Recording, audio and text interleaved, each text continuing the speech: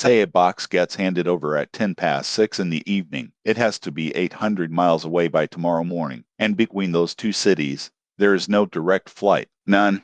So which way does that box go first? Away. It heads away from where it's supposed to end up, sometimes hundreds of miles in the wrong direction, on purpose. And that wrong turn is the reason it arrives on time. Now, you could call that one company being sloppy, except this particular mistake is visible from orbit. It has runways. These are the busiest cargo airports on Earth. Preliminary 2025 figures from Airports Council International. 1. Hong Kong. 2. Shanghai. 3. Anchorage. 4. Louisville, Kentucky. Louisville, ahead of Seoul's Incheon, ahead of Doha, ahead of Guangzhou, and sitting at number 6, Memphis, Tennessee, with just under 3 million tons of freight. So, is Louisville buying 3 million tons of stuff every year? Obviously not. That freight isn't going to Louisville. It's going through Louisville, mostly in the dark, while the city sleeps. What you're looking at is the detour, the wrong turn your package takes, scaled up until it becomes one of the busiest airports on the planet.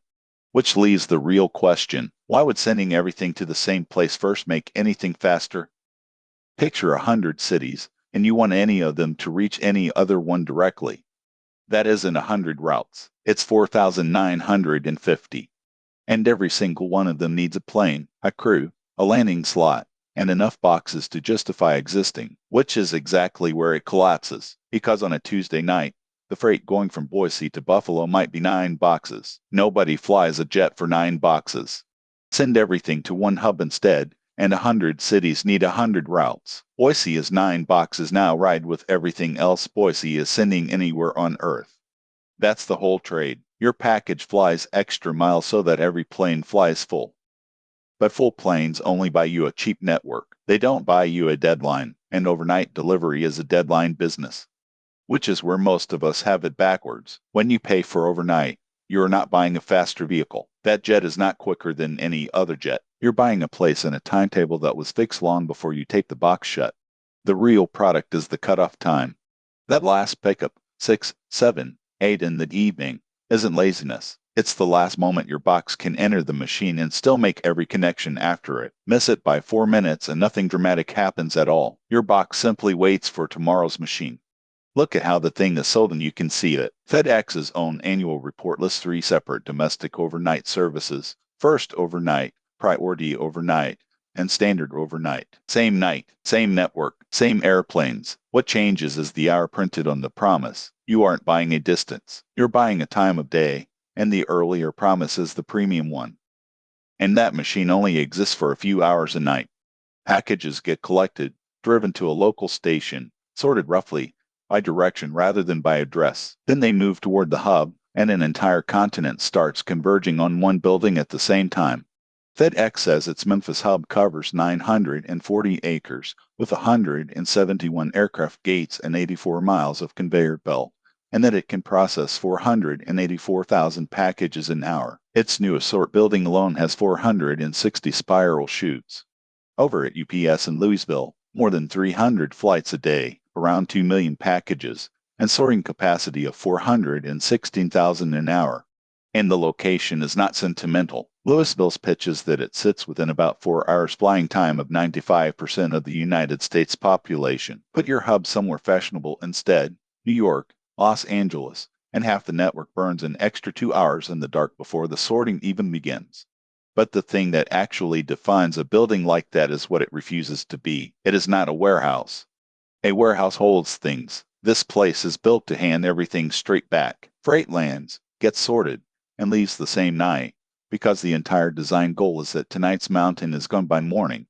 Although one building is a simplification, and it's worth correcting, because the real thing is a hierarchy. FedEx's annual report calls Memphis the center of a multiple hub-and-spoke system, with a second national air hub in Indianapolis and regional hubs scattered around the country. Freight that only has to travel a short way gets caught and sorted lower down the pyramid. Only the traffic that genuinely needs the big machine goes all the way in, which is also why your neighbor's parcel may never go anywhere near Tennessee.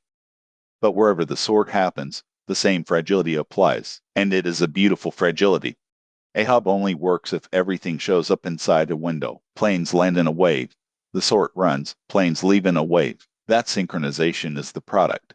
So when one inbound flight is 40 minutes late, it doesn't lose 40 minutes. It can miss the outbound wave completely. And once that wave is gone, for most of the network there isn't another one until tomorrow night. 40 minutes becomes a day. That's the bargain you make by centralizing everything. Spectacular efficiency, and one shot per night. So why is this a sane way to run a business? Because the freight doesn't exist until the evening. Nobody has a mountain of parcels at 10 in the morning. They have it at 10 at night. Because night is empty, quiet airspace, a free hub, and aircraft that would otherwise be parked. United States government trade analysts describe night as the peak hours for cargo aircraft, which is why night curfews are treated as an existential threat to the industry. And because full planes only happen if everything meets in one place, the deed pays for itself. Although the system is alive, and it is shifting, in its latest annual report, FedEx says it has retired part of its own fleet to fly off-cycle, to build density and decongest its hubs. As more of us choose today and cheap over next morning, that perfect single night wave is quietly loosening. All of which changes what you're actually looking at when you refresh a tracking page at midnight. You see your box moving away from you, and it reads like a mistake. It isn't. That leg is the only reason the flight you need exists at all.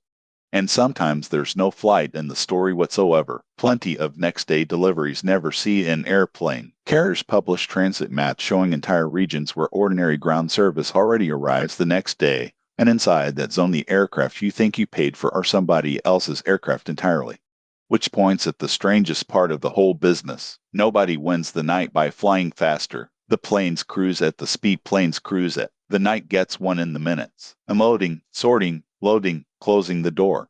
Overnight delivery isn't a transport problem that somebody solved. It's a timetable problem that somebody solved, and the airplanes are just the part you can see. So, back to that box. Hand it over at 10 past 6, 800 miles to go, no direct flight, and the first thing it does is head the wrong way. It goes the wrong way because that's where every other box is going. It gets sorted in a building designed to be empty again by morning. It catches a wave it cannot afford to miss. And then, at 10:30, somebody signs for it and thinks absolutely nothing of it. That's the trick. Not speed, not airplanes, just an entire country agreeing, every single night, to meet in the same place in the dark, and to be gone before anyone wakes up.